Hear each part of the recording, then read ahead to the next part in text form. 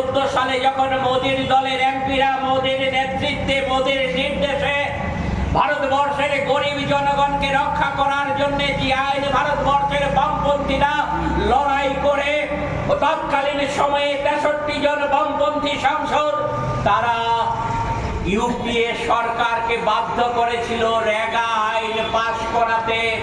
সেই রেগার সুফল যেটা গরিব মানুষ পাচ্ছিল, ভারতবর্ষের অর্থনীতিবিদরা ওই মোদীর এমপিরা পার্লামেন্টে রেগার বিরুদ্ধে বলার পর ভারতবর্ষের প্রথিতযশা অর্থনীতিবিদ, পৃথিবীর প্রথিতযশা অর্থনীতিবিদ, তার মধ্যে নোবেল পুরস্কার প্রাপ্ত অর্থনীতিবিদরা আছেন, তারা যৌথভাবে বিবৃতি দিয়ে এই কথাটা বলেছেন যে ভারতবর্ষের বর্তমান যে অর্থনীতির হাল হকিকত, এই অর্থনীতিটাকে ধরে রাখার ক্ষেত্রে রেগা একটা গুরুত্বপূর্ণ ভূমিকা পালন করছে। কি কারণে?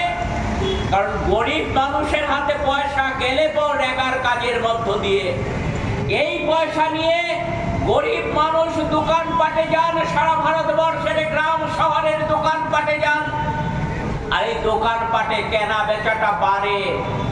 এর ফলে আমাদের দেশে তুলনামূলকভাবে বেকারদের সমস্যার কিছুটা হলো সমাধান করার, লাঘব করার তার সমস্যা এটার মধ্য দিয়ে সমাধান করা সম্ভব হয়েছে।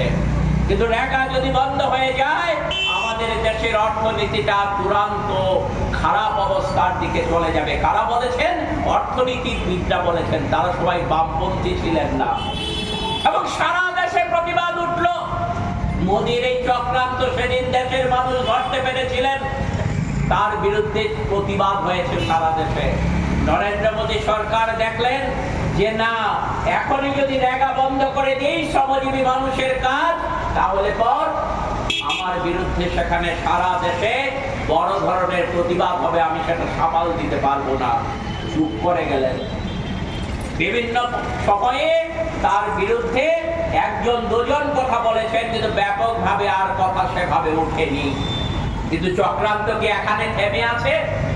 শ্রমিকদের অন্য দিক থেকে সর্বনাশ করবার জন্য রেগার কাজ যখন 2014 সালে মোদী সরকার বন্ধ করতে পারেনি, তখন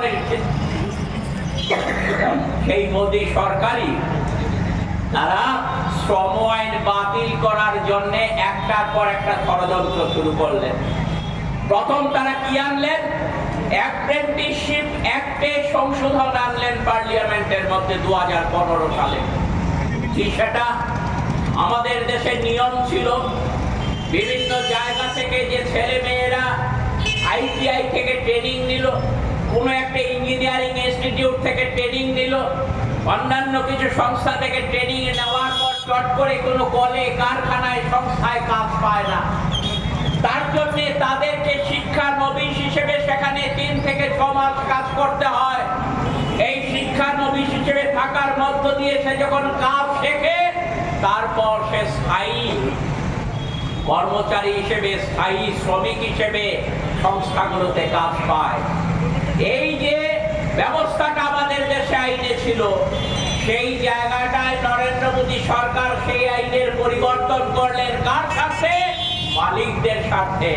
কারণ দেশ তো চালাচ্ছেন এখন 3 জন মানুষ। এক হচ্ছেন নরেন্দ্র মোদী, দুজন হচ্ছেন অমিত শাহ, তৃতীয় নম্বর ব্যক্তি হচ্ছেন আদানি। তাদের জন্য দেশের সবকিছু চলছে, তাদের ভালোর জন্য সবকিছু চলছে। আর সেই লক্ষ্য নিয়ে তারা দেখলেন আদানির সম্পদকে যদি বাড়াতে হয়, আম্বানির সম্পদকে যদি বাড়াতে হয়, তাহলে নরেন্দ্র মোদী, অমিত শাহরা নির্বাচনে জিতে আসার জন্য ওই নির্বাচনী বন্ডের মধ্য দিয়ে যে হাজার হাজার কোটি টাকা পান তাদের কাছ থেকে, যার মধ্য দিয়ে তারা জনগণকে ভুল বুঝিয়ে টাকা বিলি করার মধ্য দিয়ে নির্বাচনে জয়লাভ করার চেষ্টা করেন, সেই সুযোগটা বন্ধ হয়ে যাবে যদি আদানি আম্বানিদের সম্পদের পরিমাণকে আরো বেশি বাড়ানো না যায়।